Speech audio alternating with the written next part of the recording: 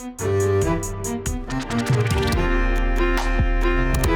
Composing Gloves here, and today we're going to be talking about distortion and saturation. I'm wearing a hat, and let's jump into this. So, distortion is usually a sound design move. It's usually a move I go to for sound design, but I do occasionally grab it in mixing.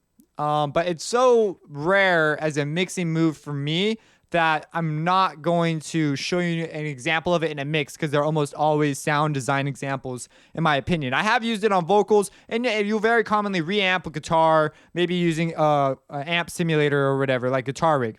And they're actually methods of distortion. So distortion, saturation is basically just light distortion, but saturation carries with it a sort of feel of distortion. Versus distortion, that could mean anything. So there's a whole bunch of different ways to do distortion, and I'm going to cover mostly convolution methods and wave shaping methods. There's clipping methods, and there's also using sample points and filtering sample points, basically removing content to do that. And I have one example of that in here. That is the Fruity Squeeze. But we're going to go ahead and look at some of these, and then I'm going to let you just experiment. That's the best way to really learn about distortion. But I'm going to explain some brief methods. First, I have a harmonic. This is our input sound, and if we look at this, it sounds and it looks like this, right? It's just a saw wave. So that's what we're going to be using. You see they have a distortion model built into it. And this one is an algorithmic distortion, I believe. Basically, you write an equation, is what I mean when I say algorithm. So you have an equation, it takes the information, runs it through this equation, and spits out a new thing. And this can mean different things. Maybe the equation, whatever they've written, responds differently depending on the level. Maybe it treats high frequencies different than lower frequencies. And you see, I just know what they sound like because I've messed with them enough. So I know that log will be quite aggressive. So I may want to turn it down. And that's what it comes out as. And you get this sort of squarish thing, and we can change the amount. You can also they have an asymmetrical knob, which is these are just changing variables in that equation. And so, as you can see, we put in an input, and it spits out something new. It's changed the harmonic structure by definition. The order of what frequencies were the loudest has shifted, and different patterns have popped up, giving us this. Now, you notice it sounds very much more like a square wave. It sounds like there's some clipping going on, but I'm not sure if that's like how they achieved what they achieved. So some of these things are sort of shrouded in mystery for me still because I don't understand all the math.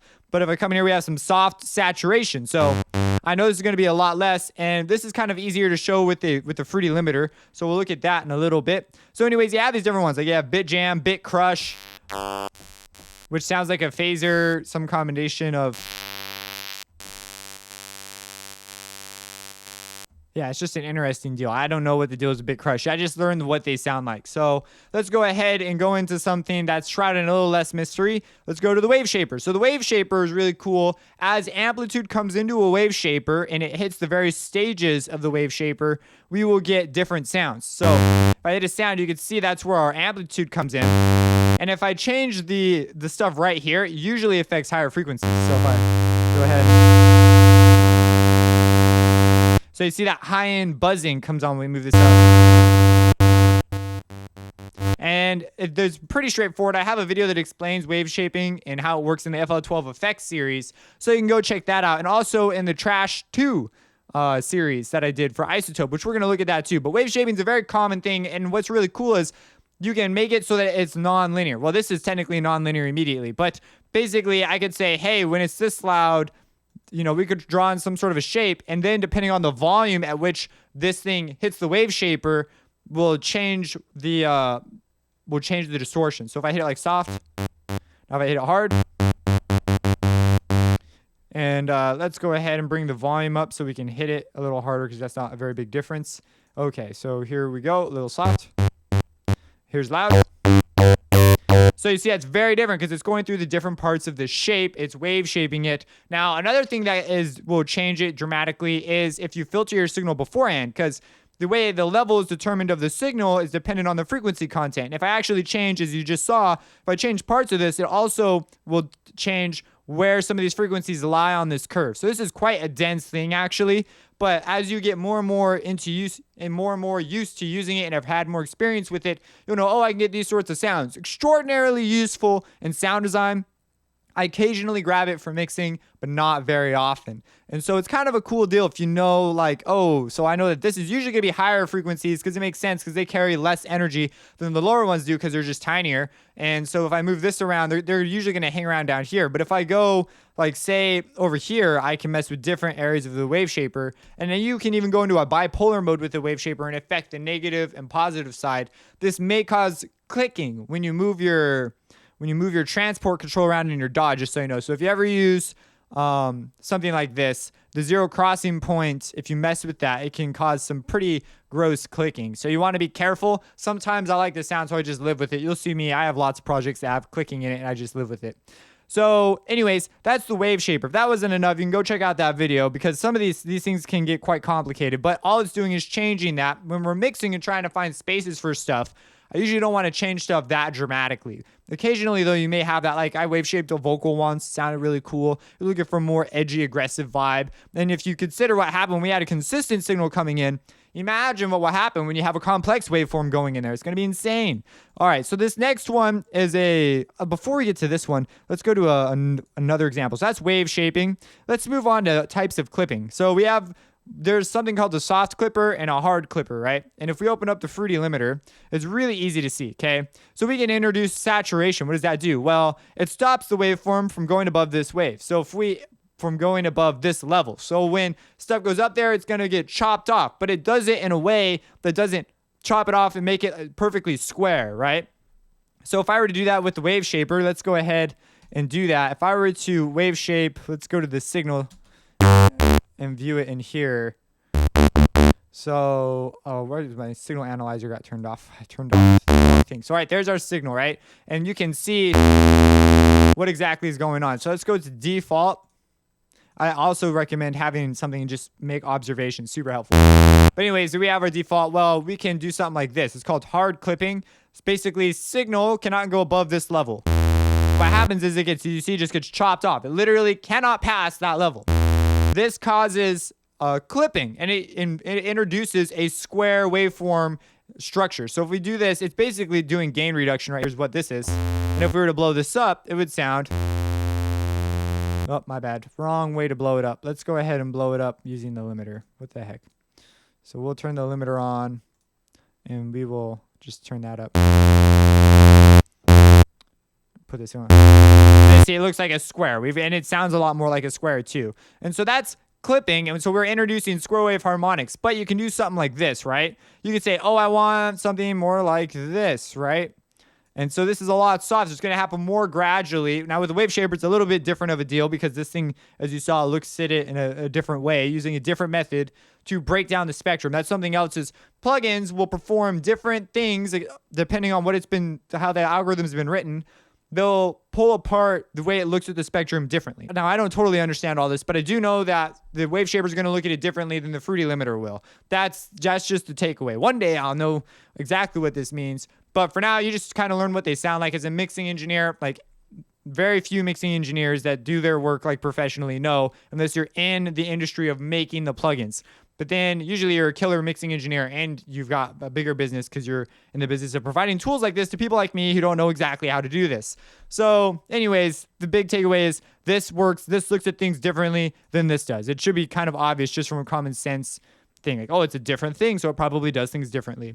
So anyways, we saw that it will just chop it. Things cannot go above that level. Then you have saturation, which will do it, but it'll round it off a little bit nicer. So if we look at this versus the other thing that we just had, so we'll open that up and play note. See, it still looks like a saw wave. If we bring the saturation down, we can see that we're reducing the volume, but it still looks mostly like a saw wave. You can see a curve being introduced in the middle here.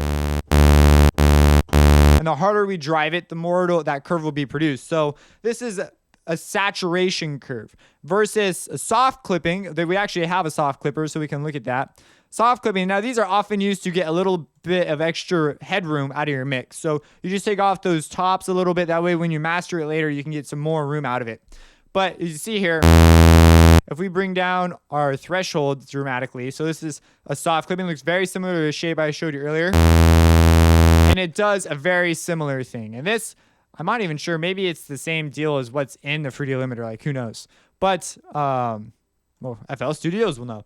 But that's that. So it's basically clipping the signal, but it's doing it in a much more gradual way. So it still colors your signal. It still changes the structure, but it's referred to usually as saturation. In this case, they're referring to a very particular type, which is soft clipping. So we have methods of clipping and we have wave shapers so far. There's a third one. It's called convolution. And people usually associate this with convolution reverb. Now, I have read a little bit of DSP, and there's all this convolution gets quite dense. I never got that far into it. But basically, you have your input samples, right, the sound, and then you run it through an equation that runs it by a set of samples. So you have some other samples right here, and you run each individual sample through this set, and it spits out a combination of the two. It's called convolution, and as a process. So this isn't necessarily reverb. That's a different deal. But that's like convolution as a thing. And a really good example of convolution is if we go into Isotope Trash 2,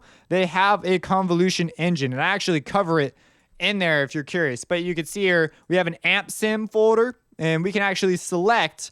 Now, this is using impulse responses. So you actually get to pick the samples it runs the equation through. And sometimes these things are set, and we'll look at those in a second. But if we select one, like here's our Alston Classic. I'm sorry, I'm not like, I don't play guitar, so I don't mess with amps that often. But let's run our signal through Trash 2. Just turn it on, and we'll take a look. That's what you get. If we do like just some different amps. They've taken impulse responses from this various pieces of gear and you get these, there's various ways to obtain these. And that way, when you run something through there, it sounds sort of like it's coming through this amp. And the combination of wave shaping and convolution will give people amp simulators. Now, there might be a little bit more to it. This isn't like the only thing they could be doing. But if we open up like Guitar Rig and pull open just some presets and stuff, they'll come up with different things. But we can go to amps, right? We can choose our different amps. We can choose guitar amps and pick out like whatever we want. If we go to the components, we can choose our cabinets and our amplifiers. And what's going on here is they've done some sort of combination of this. Now, what the method they use to get the samples that they run it through, they may have some sort of an equation that dynamically changes it according to the input signal. You can get really, really fancy. But at the end of the day, they're trying to simulate this thing, and they use various measurements to obtain what they need to try and replicate. They use like impulse responses and stuff to try and see what it's doing. That way they can create it. And there are also non-linearities in this thing. So they may have interesting dynamic ways of creating slight differences, even if the same input signal is given to it, to simulate like components heating up and cooling down. So that's like the main types of distortion. There are going to be some combinations of these. There's one more that I have here that's kind of convenient to show you, and it is the Fruity Squeeze, right? So the Fruity Squeeze is pretty cool. What it allows you to do is it allows you to take sample points out of your input. So it'll give you very crunchy sounds, also some very resonancy high sounds. Let me just show you. So don't forget to turn it on. We're going to turn our mount down this direction and our mount up this way.